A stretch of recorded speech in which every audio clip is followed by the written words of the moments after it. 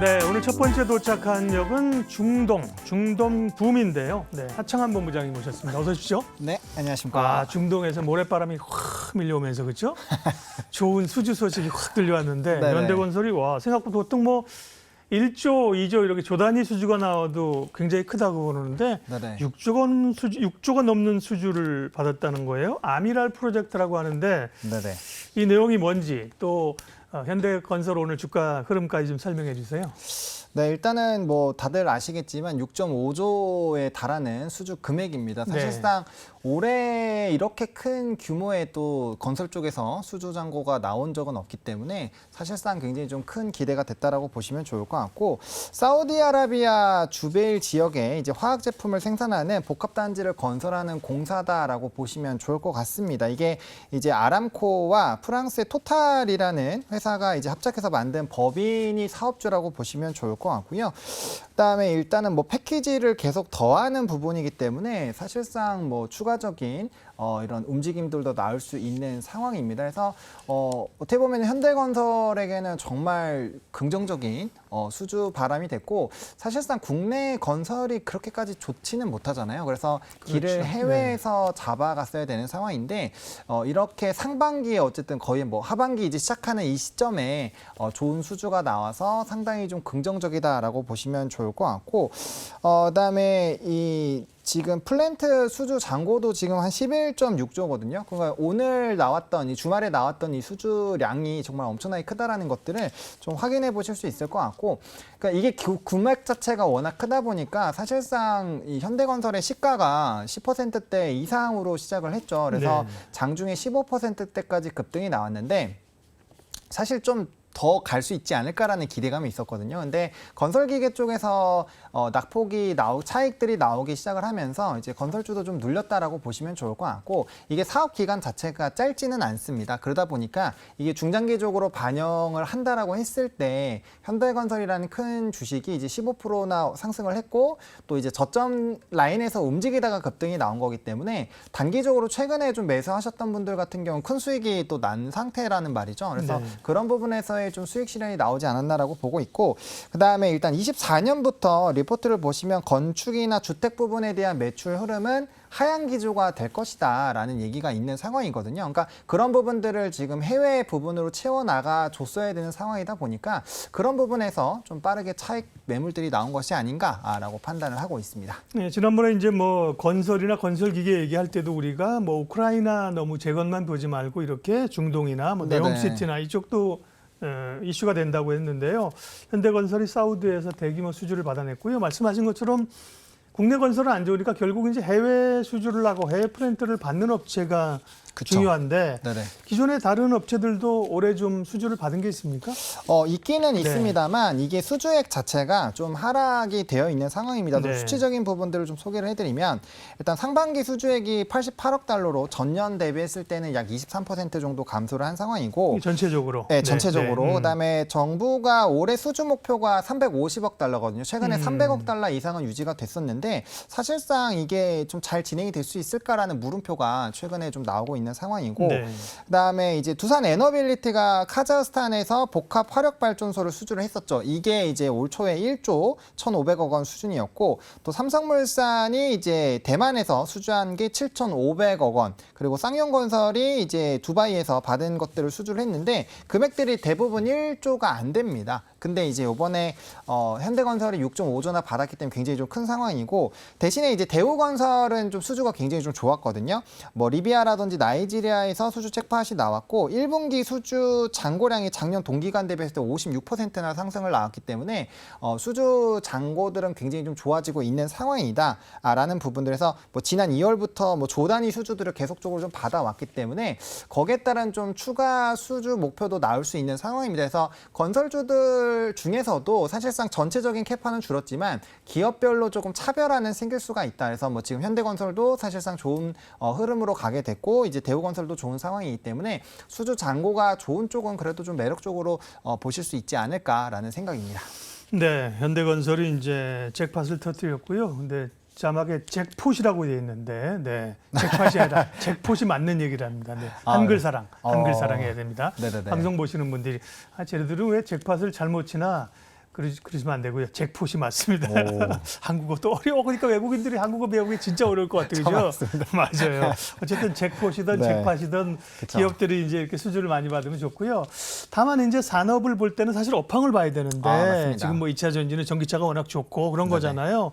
근데 건설은 사실 국내 경기가 부진해가지고 그죠? 그쵸. 국내 건설 경기가 침체여서 그런 영향을 아마 오늘도 차익 매물 나온 것도 그런 영향이 있지 않겠습니까?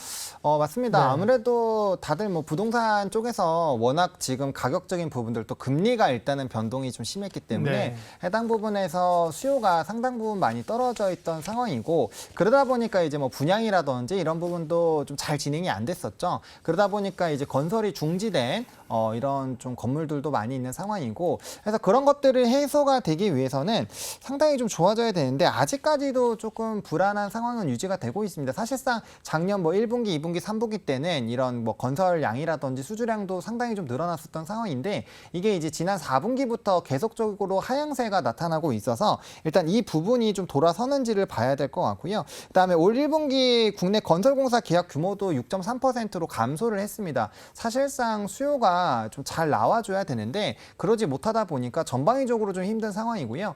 또 뭐 다들 아시겠지만 시멘트 가격도 인상에 대한 얘기도 있었고요. 그러다 보니까 이제 뭐 레미콘 관련된 부분에서도 좀 이슈가 있었죠. 그러니까 이게 가격적인 부분에서의 계속적인 상승 기조가 나타나다 보니까 아무래도 업계에서의 약간 좀 진통적인 부분들이 있었다라고 보시면 좋을 것 같고 또 이제 발주 금액들이 상당히 줄어든 것도 영향을 주고 있는 상황입니다. 이제 공공기관에서 발주하는 금액 자체가 요번에 19조 4천억 원 수준이거든요. 이게 작년 대비했을 때는 38%나 급감을 좀 한 상황이고 민간공사 같은 경우도 49조 규모인데 이게 또 작년보다는 7.3%가 줄어들고 있는 상황입니다. 예. 그러니까 전방위적으로 뭐 공사라든지 민간 부분에서의 수주량도 줄어들고 있고 기존에 이제 건설이 진행되던 것들에서도 좀 멈춰 있고 그렇다고 지금 뭔가 엄청나게 폭발적으로 수요를 늘리기에는 사실 과거보다는 금리 수준이 상당히 부담이 되기 때문에 뭔가 이제 적극적으로 하기도 좀 어려운 상황이어서 이런 것들이 좀 해소가 되기 위해서는 좀 시간이 필요하지 않을까라고 보고 있고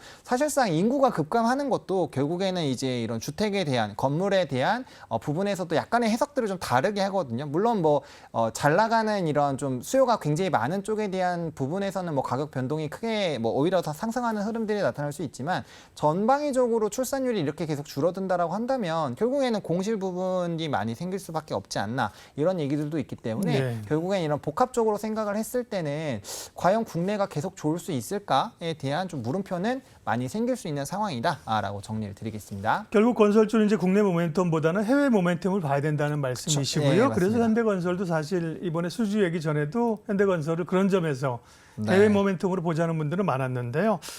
자, 그러면 국내 건설 업황은 안 좋다. 해외 모멘텀은 기대한다. 관련해서 건설주 가운데 눈여겨볼 만한 종목은요? 사실상 저는 건설주보다는 네. 건설 기계 쪽을 좀 같이 봐보자라고 예. 말씀을 드리고 싶습니다. 제가 이전에도 이제 말씀을 드릴 때 차라리 이제 뭐 인프라 쪽, 뭐 변압기라든지 건설 기계 쪽이 실적이 좋기 때문에 네. 해당 부분을 좀 보자라고 말씀을 드렸는데 이번엔 진성TC라는 종목을 또 소개를 드릴까 합니다. 사실상 건설 기계 종목군들 중에서는 가장 후발로 좀 움직이고 있어서 이 관련된 섹터가 계속적인 우상향이 나온다라고 했을 때 충분히 후발로 쫓아가시기가 좋은 상황이고 건설 기계를 말씀을 드리는 이유는 일단은 건설 사이클에 긍정적인 영향도 받지만 일단은 북미 지역에서의 좀 폭발적인 성장 흐름들이 나타나고 있다 보니까 대부분의 종목군들이 실적이 상당히 좋아요. 지금 수주 잔고량이 엄청나게 쌓여 있는 상황이거든요. 근데 사실상 이 수주의 흐름이 끊기느냐 그것도 아닙니다. 지금 미국 쪽에서는 건설 경기가 또 붐이 일어나고 있고 건설 기계 수요가 상당히 늘어나고 있는데 그 기타 해외에서 수입을 하는 지역들에서 우리나라의 이런 성장성이 굉장히 크게 나타나고 있거든요. 그리고 진성TC를 말씀을 드리는 건 북미 쪽에 뭐 점유율이 높은 부분도 있지만 이 교체 주기가 빠른 소모성 굴착기 부품을 주력으로 생산을 합니다. 그러니까 네. 다른 그런 이제 건설 기계들 중에서 가장 이제 소모품들을 빠르게 활용하기 때문에 그게 또 주력 상품이고 교체 시기가 빨라진다는 건 그만큼 수익성이 좋아진다는 얘기거든요. 그래서 좀 기대가 된다라고 보시면 좋을 것 같고 또 주요 고객사가 뭐 캐터필러라든지 뭐 두산 밥계, 현대 두산 인프라코어 이런 쪽입니다. 그러니까 결국에는 건설 건설기계 쪽이 잘 진행이 되게 됐을 때 뭐 자연스럽게 수혜를 받을 수밖에 없는 구조인데 뭐 두산 바켓도 그렇고 현대두산 인프라코어도 그렇고 현대 뭐 인프라코어도 그렇고 정말 굉장히 좀 좋은 기조들이 나타나고 있거든요. 그래서 기대가 된다라고 보시면 좋을 것 같고 또 광산에 대한 수요가 많이 늘어날 수 있는 게 네. 최근에 기후변화 이슈가 나오면서 이제 구리값이 또 단기간에 좀 슈팅이 나왔잖아요. 그게 이제 엘니뇨 현상이 발생을 하게 되면 뭐 칠레라든지 뭐 페루 이런 쪽에 굉장히 좀 큰 폭우가 나올 것으로 예상이 되고 있고요. 네. 그리고 또 이 광산에 대한 이런 생산 쪽에서의 또 화재들도 많이 있었기 때문에 이슈가 생길 수 있어서 그런 쪽에서의 수요도 좀 확대가 될 수 있겠다 정리드리겠습니다. 네, 건설주 현대건설의 대규모 수주 얘기로 시작했는데요. 건설주보다는 건설기계 중장비 쪽이 훨씬 더 좋다. 모멘텀도 많고요. 그렇죠, 몸집도 가볍고요. 네. 실적도 좋고요. 대표적으로 진성TC를 관심 종목으로 말씀해 주셨고요. 하창한 본부장님과 중동붐 관련한 이야기했고 다음 역으로 이동하겠습니다. 이로운 경제 채널 EBC